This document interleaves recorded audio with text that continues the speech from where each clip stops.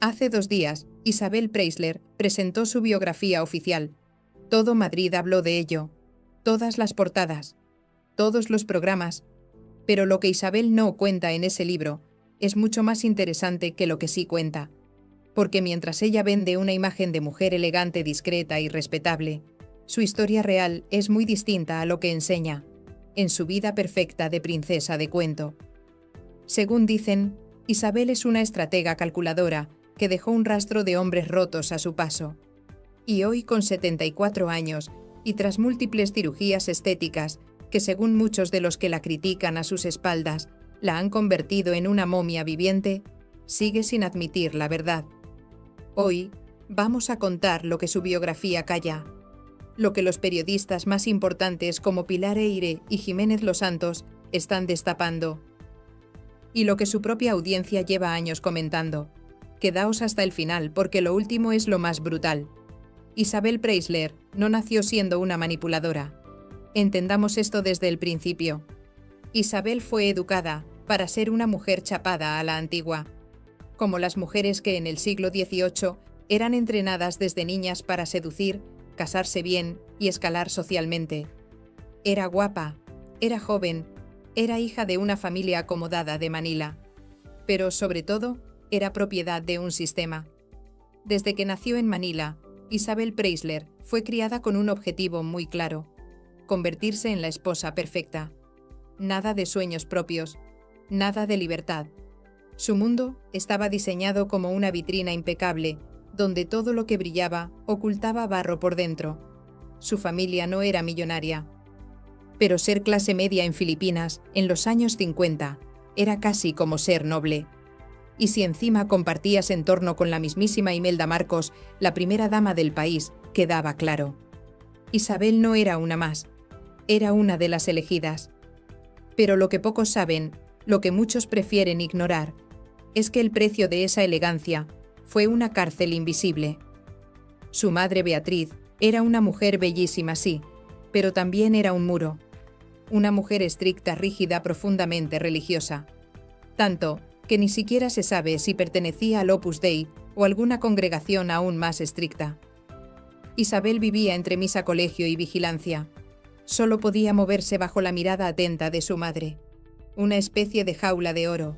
Sonreía en los actos, saludaba con gracia, pero por dentro comenzaba a hervir. Y aquí viene la primera pregunta incómoda que nadie hace.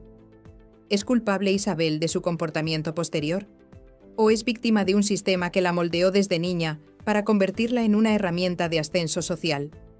Dejádmelo en comentarios, porque esto divide opiniones brutalmente. Y entonces ocurrió lo inevitable. El primer intento de libertad. Con apenas 17 años, Isabel conoció a un hombre 15 años mayor que ella, un playboy filipino llamado Yunalao. Tenía una isla privada, tenía avioneta, y tenía todo el aroma de lo prohibido. Y fue justo en ese aire cargado de adrenalina donde Isabel sintió por primera vez algo parecido al control sobre su vida.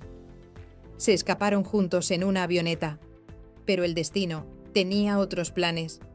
El aparato se estropeó y tuvieron que volver en lancha, llegando a casa a las 11 de la noche. Un escándalo para una familia que vivía de apariencias y temía el qué dirán más que a Dios. Ese día se acabó la adolescencia de Isabel. 10 días después, fue enviada a Madrid, exiliada, castigada, separada del único acto de rebeldía que había vivido. Su castigo era Europa, lejos del mar, lejos de las fiestas, lejos de lo que ya sentía como suyo. Y ahí empieza otra historia. Una historia contada muchas veces desde la frivolidad, pero pocas desde el control.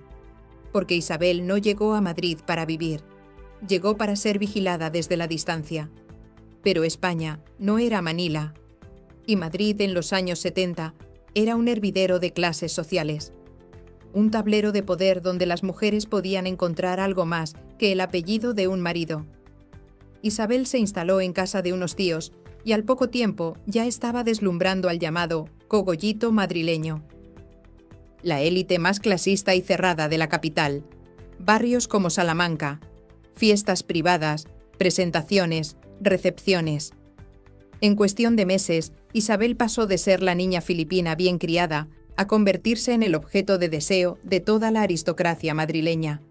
Pero no fue casualidad. Isabel sabía lo que hacía, sabía cómo moverse, cómo mirar, cómo dejarse ver. No era una inocente, pero tampoco era una manipuladora todavía. Jugaba las cartas que le habían repartido, y en medio de todo ese juego apareció él, el cantante de moda, el advenedizo, el que venía de abajo y quería llegar hasta el cielo. Apareció Julio Iglesias. Julio no venía de familia rica. Su padre, el doctor Iglesias Puga, se había hecho a sí mismo. Era médico, falangista, y había sido salvado de un fusilamiento durante la Guerra Civil, lo que le valió una recompensa: ser nombrado director de la maternidad de Odoñel. No eran pobres, pero tampoco eran la aristocracia. Julio estaba en pleno ascenso. Aún no era millonario y mucho menos respetado en los salones de alta sociedad. Cuando Isabel y Julio se conocieron, no fue un flechazo, fue un escarceo, un cruce de caminos. Se vieron unas pocas veces en 6 meses porque él estaba de gira constantemente. Y aún así ocurrió. Ocurrió lo que no debía pasar. Isabel se quedó embarazada. Y ahí todo cambió. Los padres de Isabel no asistieron a la boda. El escándalo fue tan grande que prefirieron desaparecer. Casarse con un cantante era para ellos como si hubiera caído en la peor de las vergüenzas. Y ella durante toda la ceremonia lloró. No de emoción, sino de impotencia, de rabia, de resignación. Y así con 20 años, Isabel pasó de una jaula a otra. De la jaula filipina al matrimonio español.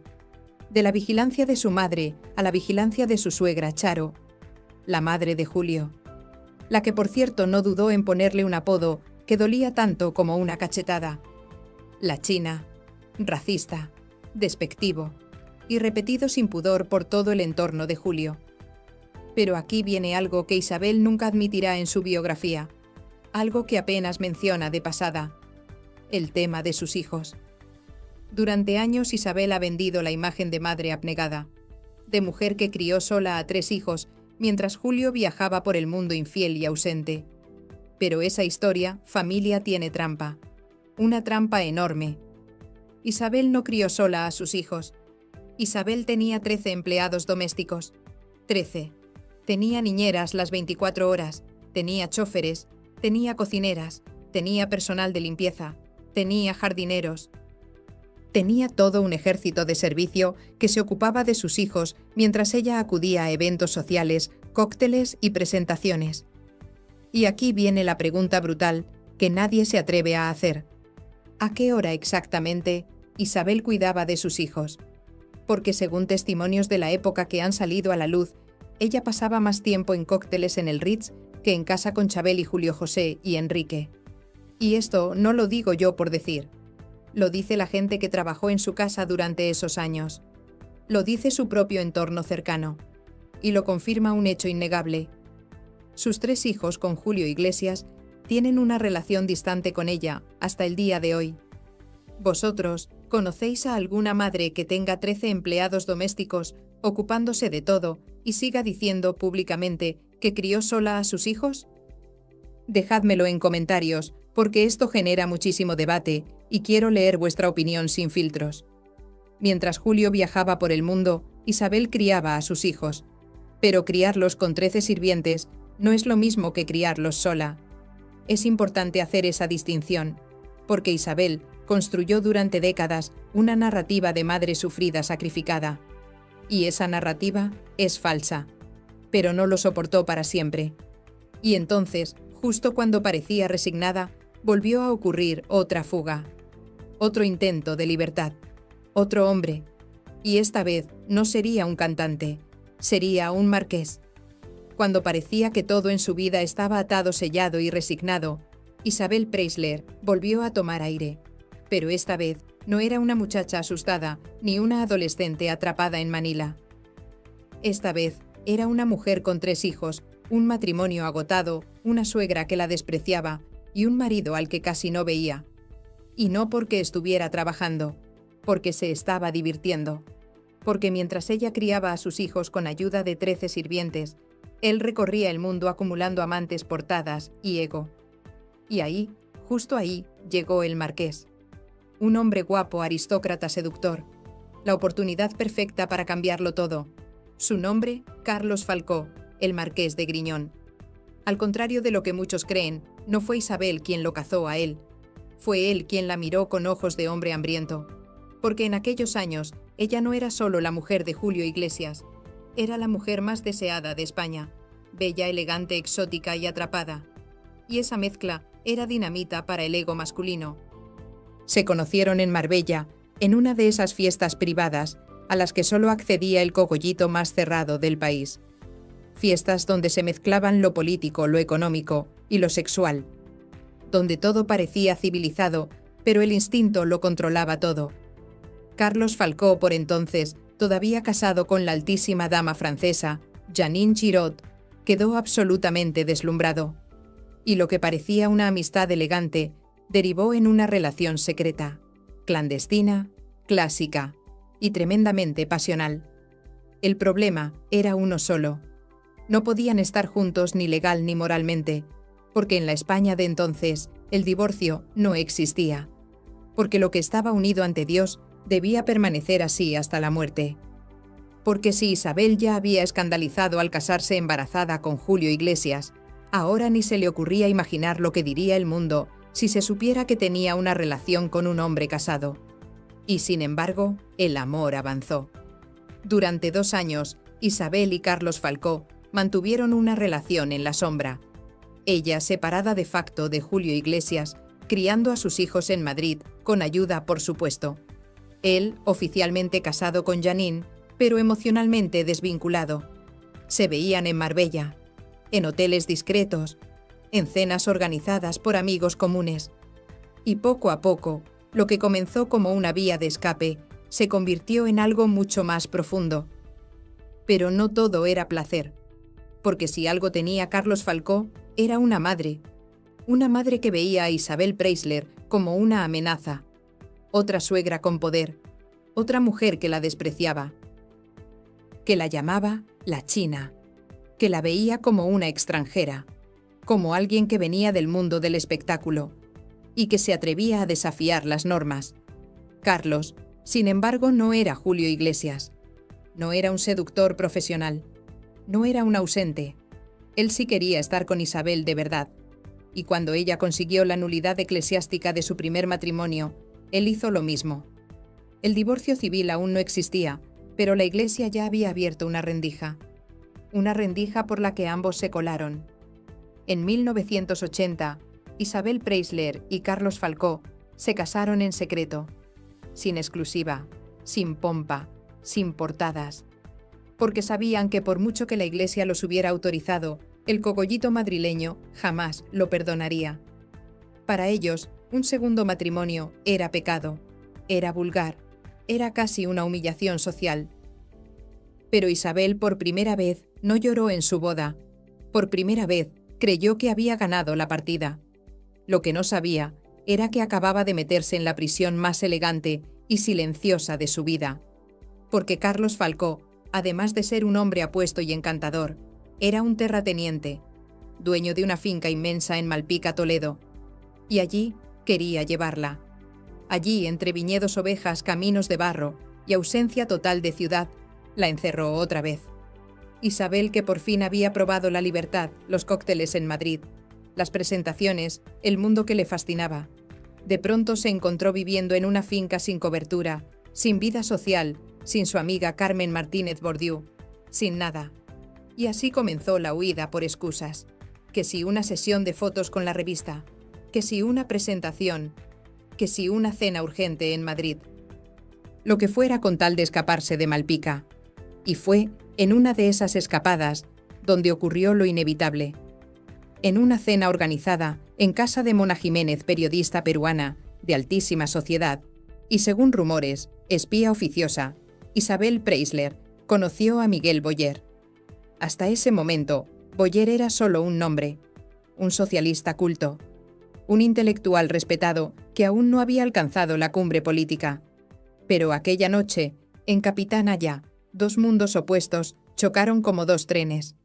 La marquesa elegante y el político de izquierdas. La estrella del papel cuché y el economista brillante. Y fue un flechazo. Y fue un escándalo. Y fue el principio del fin. Porque desde esa noche, la marquesa de Griñón dejó de regresar con ganas a Toledo. Porque desde esa noche, Carlos Falcó empezó a sospechar. Y porque desde esa noche, el poder, la seducción y la política se entrelazaron en la cama de la mujer más mediática de España. Y aquí, familia, es donde se ve el patrón. El patrón que Isabel niega en su biografía, pero que está clarísimo cuando analizas su vida completa. Isabel siempre ha ido a por hombres con poder. Siempre. No es casualidad. Es estrategia pura y dura. Fijaos bien en la progresión. Julio Iglesias, el cantante más famoso de España. Carlos Falcó, marqués aristócrata terrateniente. Miguel Boyer, ministro de Economía socialista poderoso. Mario Vargas Llosa, Premio Nobel de Literatura. Cada hombre más poderoso que el anterior. Cada salto más alto. Cada posición social más elevada. Es una escalera perfecta de ascenso social. Y todos, absolutamente todos, acabaron igual. Rotos, humillados, ridiculizados públicamente. Julio Iglesias terminó siendo el cornudo más famoso de España.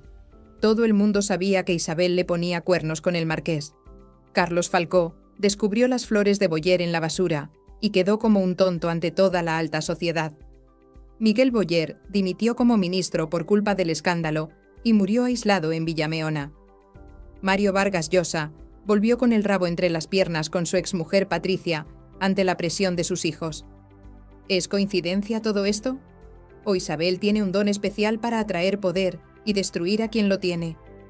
Porque hay algo, familia, que todos estos hombres tienen en común. Todos eran absolutamente brillantes en sus campos profesionales. Julio era el mejor cantante.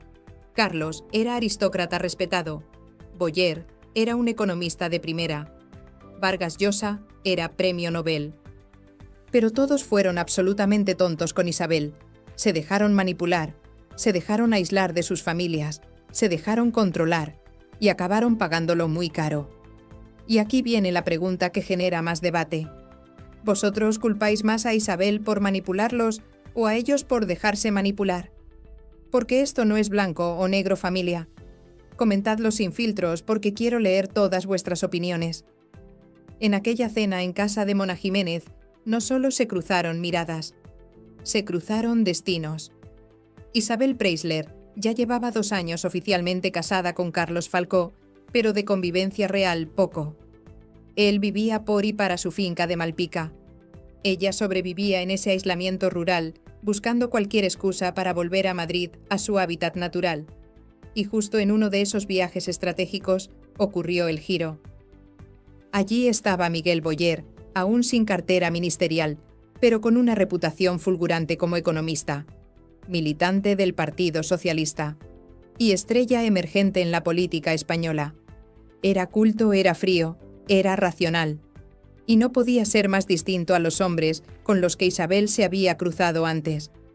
Pero ahí ocurrió algo más que atracción. Ocurrió una fascinación mutua. Isabel, por su parte, encontró en Boyer un hombre brillante, ambicioso, diferente. Él, en cambio, vio en Isabel lo que nadie en su partido, Isabel, fue nombrado ministro de Economía y Hacienda, uno de los cargos más poderosos del recién estrenado gobierno socialista de Felipe González. La presión era máxima, los focos estaban sobre él, y en medio de ese clima llegaron las flores. Una mañana, Carlos Falcó llegó al piso que compartían en la calle Arga y vio un ramo inmenso de rosas rojas. ¿Quién te ha mandado esto?, preguntó con esa calma aristocrática que precede a las tormentas. Isabel no dudó. Me lo ha enviado Jaime Peñafiel. Pero Carlos Falcó no era ningún ingenuo. En el mundo del cogollito madrileño, las rosas rojas no eran un gesto cualquiera. Eran una confesión, una declaración encubierta, un grito íntimo. Y además, había un detalle revelador.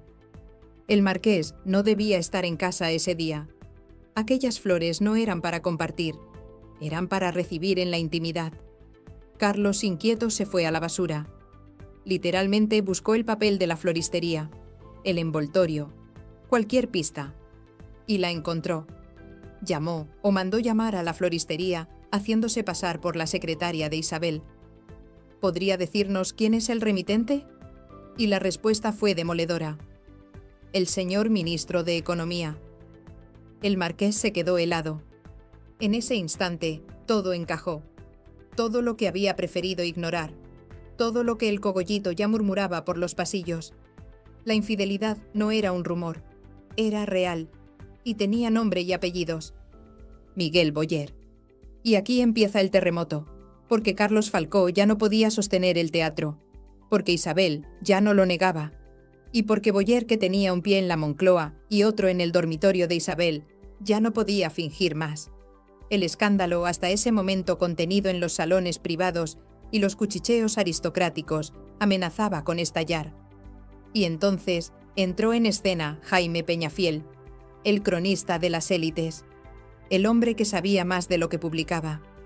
Un día recibió en su contestador automático un mensaje anónimo, una voz femenina que algunos aseguran era la madre de Julio Iglesias, otros la de la madre del propio Carlos Falcó.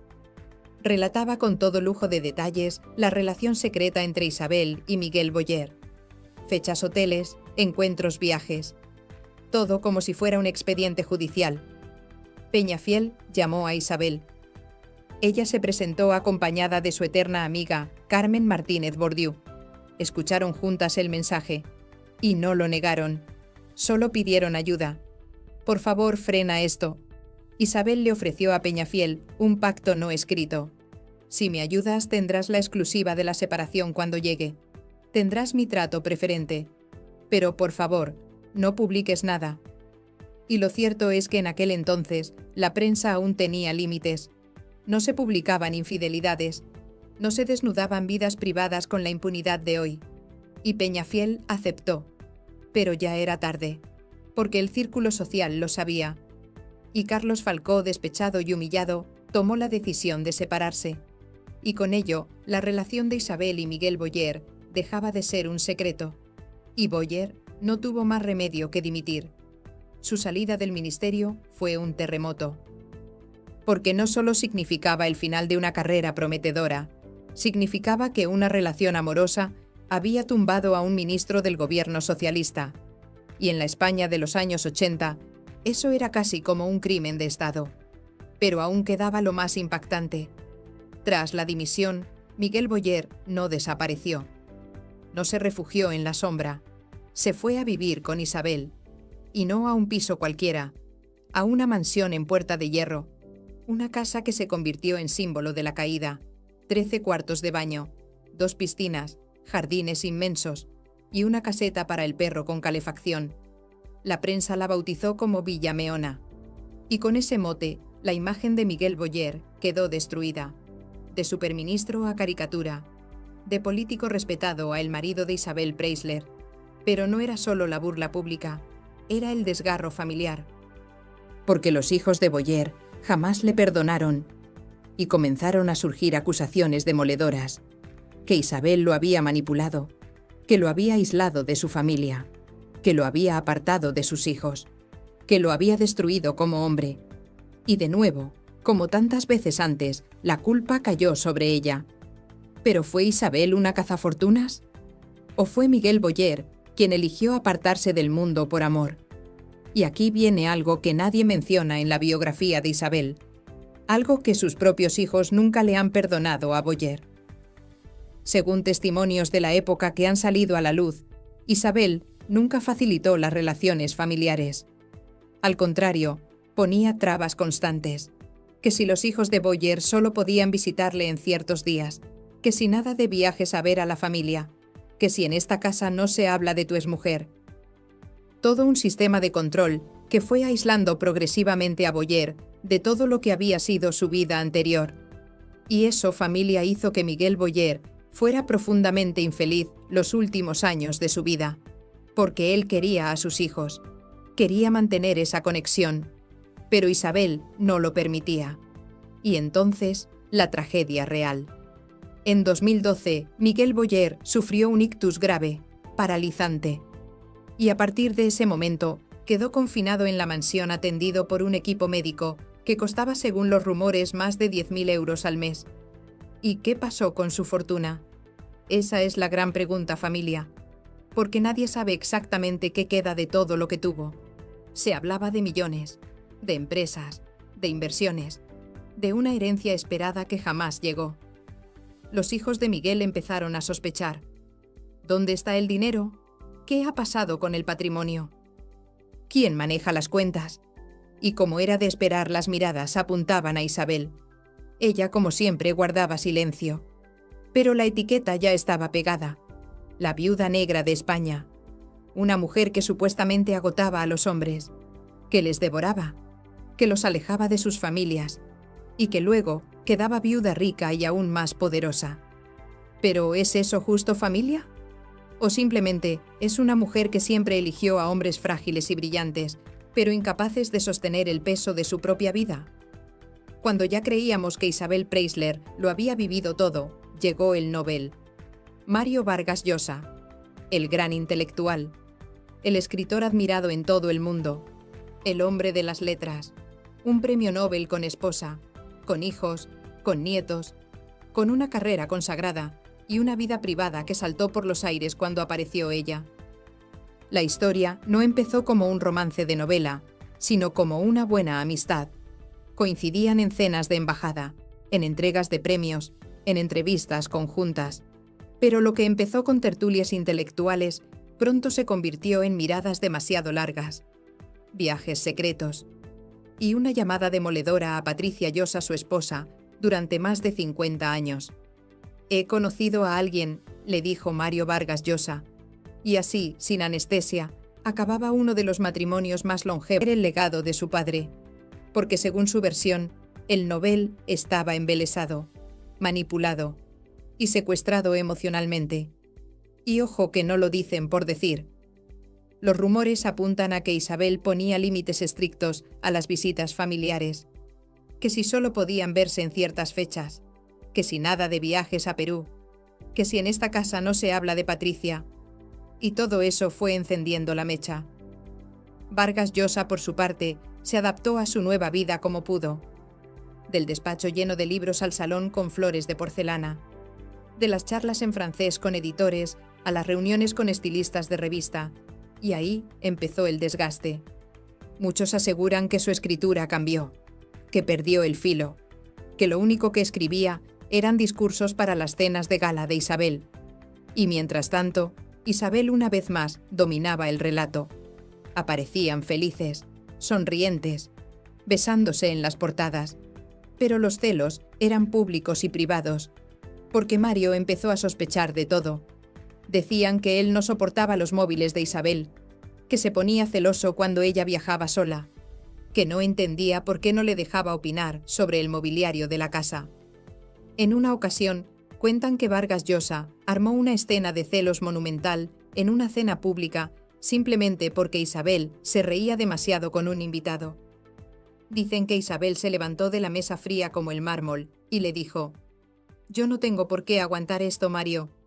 Y fue ahí donde el escritor, con más orgullo que dignidad, comenzó a encerrarse en sí mismo. Pasaron los meses, y el desencanto creció. Las cenas eran silenciosas, los viajes se cancelaban, y los hijos de Mario estaban al acecho, hasta que llegó la humillación definitiva. En una entrevista televisiva, uno de sus hijos dejó caer una frase que lo decía todo: «Nuestro padre volverá a casa cuando recupere el juicio». Y poco después, eso fue exactamente lo que pasó. Mario Vargas Llosa abandonó la casa de Isabel sin avisar, sin comunicado, sin nota de prensa, y regresó como si fuera un exiliado arrepentido a los brazos de Patricia Llosa, su mujer de toda la vida. El escándalo fue mayúsculo, familia. La prensa internacional lo cubrió como si fuera una ruptura real de Estado. Isabel Preisler, por primera vez en mucho tiempo, perdió el control del relato. Se dice que Isabel intentó retomar el contacto, que lo llamó, que incluso escribió cartas. Pero Mario había cerrado el capítulo. En Perú, La gente festejaba. Recuperamos a nuestro Nobel, decían. Y en España, el silencio de Isabel fue atronador.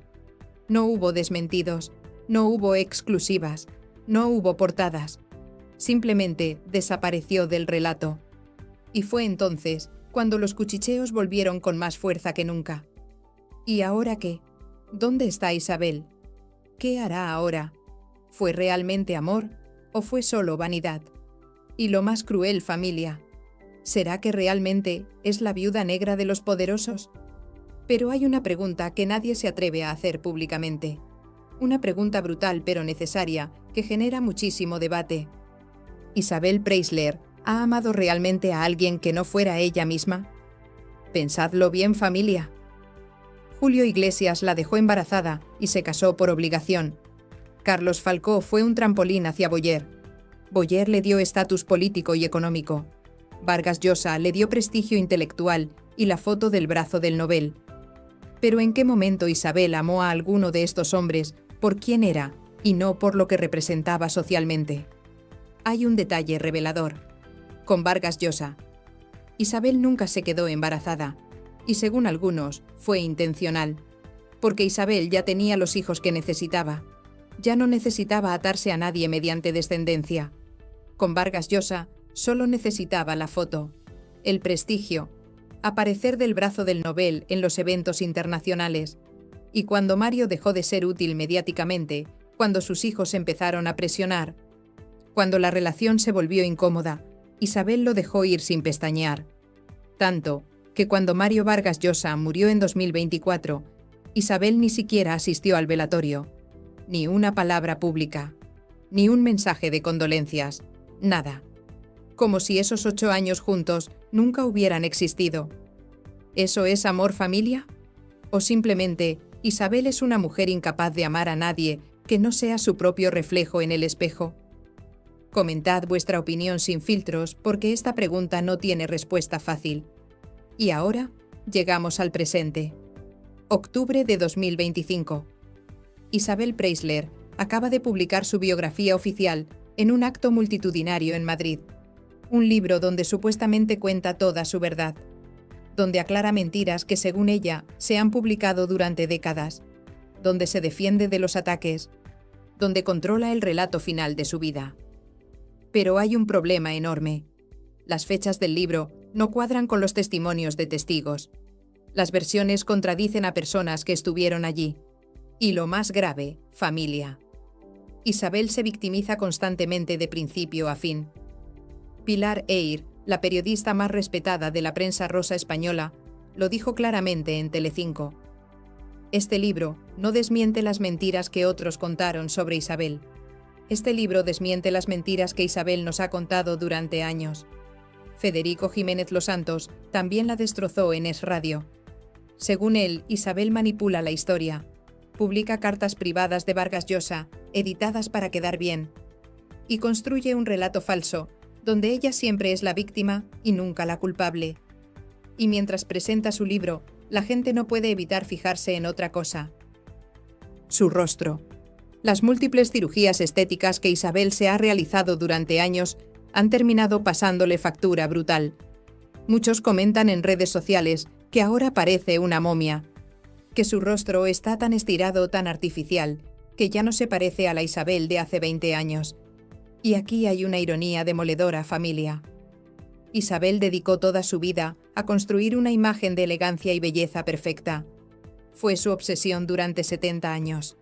Y ahora, a sus 74 años, esa obsesión enfermiza por la perfección física la ha convertido en una caricatura de sí misma. Su nariz, que siempre fue su rasgo más característico, está completamente desfigurada por las operaciones. Sus pómulos parecen injertos de otra persona. Su piel está tan tensa que apenas puede gesticular o sonreír naturalmente. ¿Es este el precio de la vanidad? ¿Es el castigo de una vida dedicada solo a la apariencia externa? ¿Vosotros qué opináis de las cirugías de Isabel? ¿Os parece que se ha pasado rotundamente? ¿O creéis que tiene derecho a hacerse lo que quiera con su cuerpo? Comentadlo porque esto está generando debate brutal. Y llegamos al final, familia. al momento de las preguntas definitivas que dividen opiniones, porque hay dos formas completamente opuestas de ver a Isabel Preisler, dos lecturas igual de válidas. La primera: Isabel es una víctima del sistema patriarcal, una mujer educada desde niña en Manila para seducir y trepar socialmente, una mujer que simplemente hizo lo que le enseñaron sus padres y su entorno, que jugó las cartas que le repartieron en un mundo dominado por hombres, y que si los hombres cayeron en sus redes fue porque ellos fueron tontos, vanidosos y débiles. No porque ella fuera malvada.